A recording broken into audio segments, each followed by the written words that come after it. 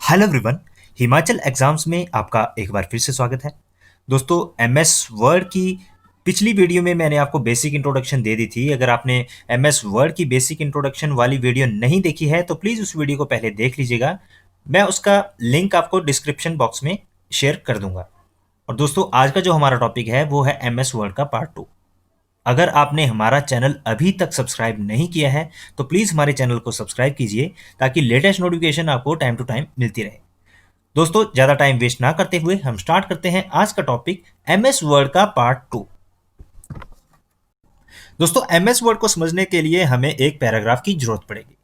या तो हम इसमें टाइप कर सकते हैं या तो फिर इसमें बाय डिफॉल्ट एक पैराग्राफ अवेलेबल होता है, उसको देखने के लिए हमें टाइप करना पड़ेगा is equal to RAND bracket start bracket close. अगर हम एंटर करेंगे तो बाय डिफॉल्ट जो इसमें पैराग्राफ अवेलेबल है वो आपके सामने शो हो जाएगा। और दोस्तों, एग्जाम में आपसे क्वेश्चन किस तरीके से पूछ लिए जा सकते हैं कि होम जो टैब है उसमें जो क्लिपबोर्ड ऑप्शन है उसमें कौन कौन से ऑप्शंस अवेलेबल होते हैं। तो उसमें होते हैं पेस्ट, कट, कॉपी और फॉर्मेट पेंटर। और मैंने पिछली वीडियो में आपको बताया था कि डिफॉल्ट फॉन्ट स्टाइल जो होता है वो होता है कैलिबरी बॉडी, और जो डिफॉल्ट साइज होता है वो होता है 11। और ये आपके होते हैं ग्रो फॉन्ट और ये होते हैं श्रिंक फॉन्ट। इनका यूज करने से पहले मैं आपको बता दूं कि अगर हम किसी वर्ड पे डबल क्लिक करेंगे तो वो उस वर्ड को सिलेक्ट कर लेता है।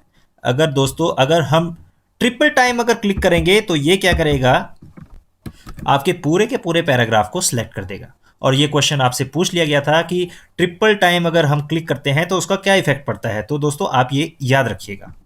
और दोस्तों, अगर आपने एक लाइन मतलब पूरी की पूरी सिलेक्ट करनी है तो उसके लिए एक शॉर्टकट की है। उसके लिए आपको क्या करना पड़ेगा, शिफ्ट प्लस एंड प्रेस करना पड़ेगा। तो ये क्या करेगा कि पूरी की पूरी लाइन को सिलेक्ट कर देगा। और दोस्तों, अगर आपने किसी फॉन्ट का साइज इंक्रीज या फिर डिक्रीज करना है तो सबसे पहले आप क्या कीजिए, उस वर्ड को सिलेक्ट कर लीजिए और उसके बाद जाइए इस ऑप्शन में। इसे कहते हैं ग्रो फॉन्ट।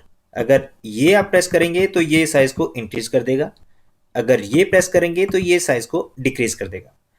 और सारी की सारी फॉर्मेटिंग को डिलीट करने के लिए, क्लियर करने के लिए हम इस ऑप्शन का यूज करते हैं। इसे कहते हैं क्लियर फॉर्मेटिंग। अगर ये प्रेस करेंगे तो जो डिफॉल्ट आपका फॉन्ट था वो आपका शो हो जाएगा। और दोस्तों, फॉन्ट को आप बोल्ड कर सकते हैं, इटैलिक कर सकते हैं या फिर अंडरलाइन कर सकते हैं, या फिर ये जो आपका ऑप्शन है इसे कहते हैं स्ट्राइक थ्रू, मतलब किसी वर्ड को बीच में से काटना। और इसमें आप अप्लाई कर सकते हैं सबस्क्रिप्ट या फिर सुपरस्क्रिप्ट को। और दोस्तों, इसमें आप अप्लाई कर सकते हैं अपर केस या फिर लोअर केस। इसमें आपके ऑप्शन अवेलेबल हैं sentence case, lower case, upper case, capitalize each word या फिर टोगल केस आप यूज कर सकते हैं। और दोस्तों, इसके बाद आपके ऑप्शन अवेलेबल हैं। अगर टेक्स्ट को आपने हाईलाइट करना है तो यहाँ से आप यूज कर सकते हैं। मान लीजिए मैंने इस टेक्स्ट को हाईलाइट करना है ग्रीन कलर से, तो आप यहाँ से सिलेक्ट कर सकते हैं ग्रीन कलर। और अगर आपने किसी फॉन्ट का कलर चेंज करना है तो आप यहाँ से कर सकते हैं। तो दोस्तों, आपसे पूछ लिया जा सकता है कि सुपरस्क्रिप्ट या फिर सबस्क्रिप्ट कैसे यूज करते हैं, तो वो मैं आपको बताता हूँ। मान लीजिए आपने फॉर्मूला लिखना है H2O। जैसे कि आप जानते हैं कि फॉर्मूला में H के बेस में 2 लिखा जाएगा। तो वो कैसे लिखा जाएगा, सबसे पहले हमें 2 को सिलेक्ट करना पड़ेगा और यहाँ जो आपका सबस्क्रिप्ट का ऑप्शन है उसे क्लिक करना पड़ेगा। तो ये क्या करेगा, H2O को फॉर्मूले के बेस में लिख देगा। और दोस्तों, इसके लिए आपकी शॉर्टकट की है कंट्रोल प्लस इक्वल टू। ये आपसे पूछ ली जा सकती है। और दोस्तों, अगर आपने कोई वैल्यू स्क्वायर में लिखनी होगी तो वो कैसे लिखेंगे। मान लीजिए मैंने लिखना है 10 का स्क्वायर। तो उसके लिए मुझे क्या करना पड़ेगा, सबसे पहले 2 मैं सिलेक्ट करूंगा और उसके बाद यूज करूंगा ये वाला ऑप्शन जिसे कहते हैं सुपरस्क्रिप्ट। अगर ये यूज करेंगे तो ये क्या करेगा कि 10 स्क्वायर के बेस में लिख देगा। और दोस्तों, इसके लिए शॉर्टकट की आपकी है कंट्रोल शिफ्ट और प्लस। अब दोस्तों, मैं आपको बताता हूं कि फॉर्मेट पेंटर का क्या यूज है। सबसे पहले मैं किसी वर्ड को सिलेक्ट करूंगा। मान लीजिए मैंने गैलरीज को सिलेक्ट किया और इसके साइज को मैंने इंक्रीज कर दिया और मुझे चाहिए इसका कलर रेड। दोस्तों, ये एक स्पेशल ऑप्शन है जिसका यूज करते हैं हम किसी स्पेसिफिक वर्ड के लिए। मान लीजिए ये जो आपकी गैलरीज है जिसका मैंने साइज रखा 24 और इसका कलर रखा रेड, और इसी की तरह मुझे कोई और वर्ड, जैसे डॉक्यूमेंट आपका वर्ड जो है और यही मुझे उसका साइज चाहिए और यही इसका कलर चाहिए रेड। तो इसके लिए मैं चूज़ करूँगा ऑप्शन फॉर्मेट पेंटर। मान लीजिए मैंने ये ऑप्शन चूज़ किया फॉर्मेट पेंटर, और अगर मुझे डॉक्यूमेंट का साइज़ 24 चाहिए और इसका कलर आपका रेड चाहिए, तो उसके लिए मैं इस पर क्लिक कर दूंगा। तो इसने क्या किया, डॉक्यूमेंट का साइज़ वैसा कर दिया और रेड इसका कलर कर दिया।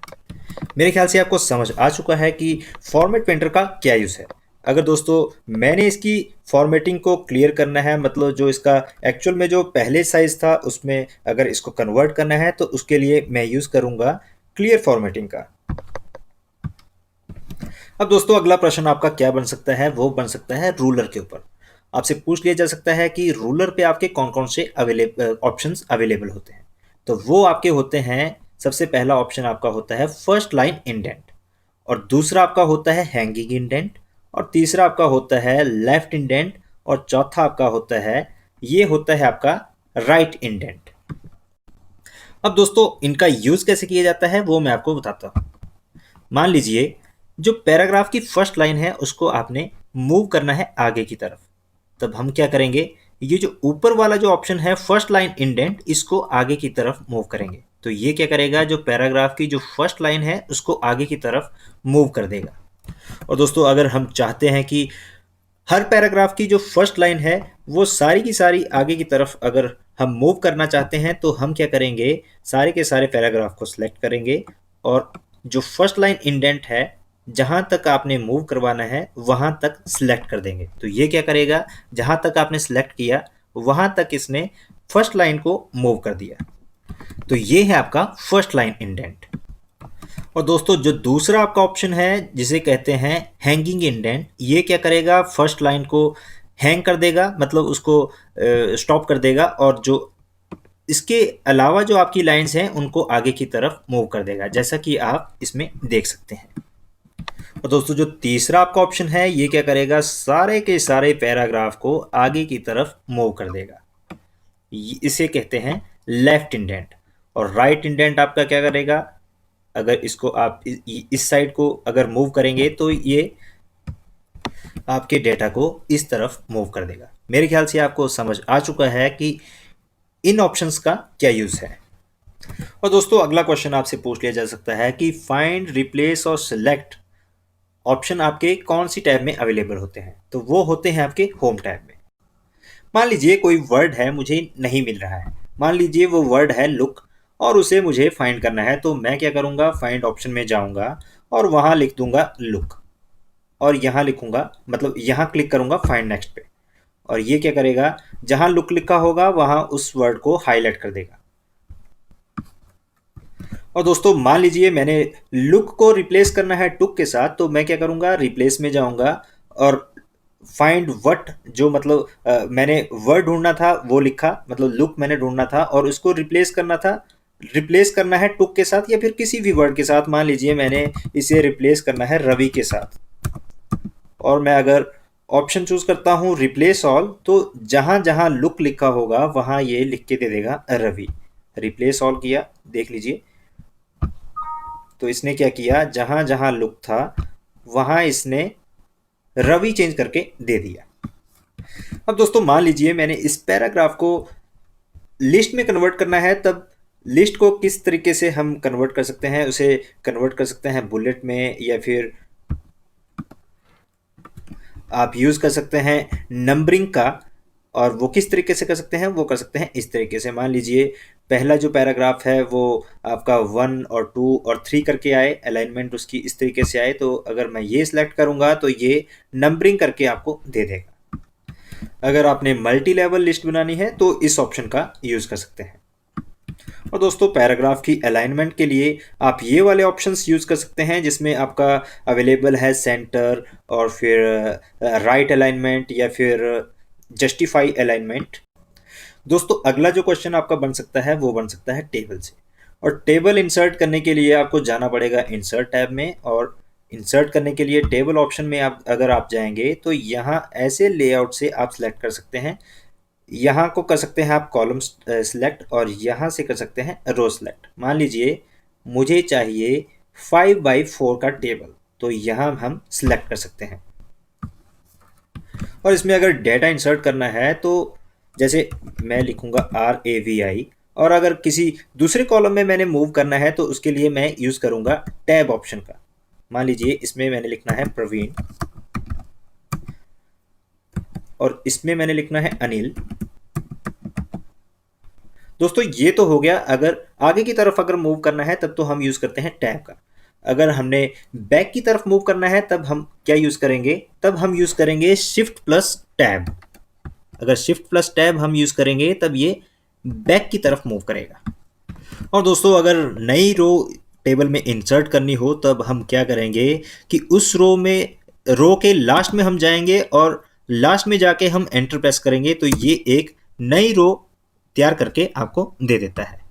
और दोस्तों इस रो के डेटा को अगर हमने आगे पीछे मूव करना है तब हम यूज़ करेंगे, मान लीजिए इस डेटा को हमने नीचे वाली रो में मूव करना है तब हम यूज़ करेंगे अल्ट शिफ्ट और एरो बटन, मतलब जो डाउन वाला एरो वाला बटन जो होगा उसको हम यूज़ करेंगे। अगर अप वाला यूज़ करेंगे तब हम इस डेटा को ऊपर की तरफ मूव कर सकते हैं।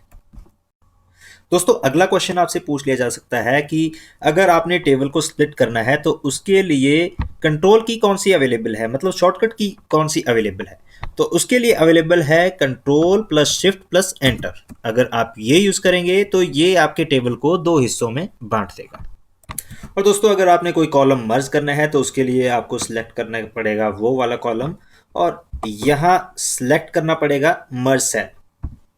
तो ये क्या करेगा, उन दो कॉलम्स को मर्ज कर देगा। दोस्तों आज के लिए बस इतना ही, जल्द हाजिर होता हूँ नई वीडियो के साथ, तब तक थैंक यू सो मच।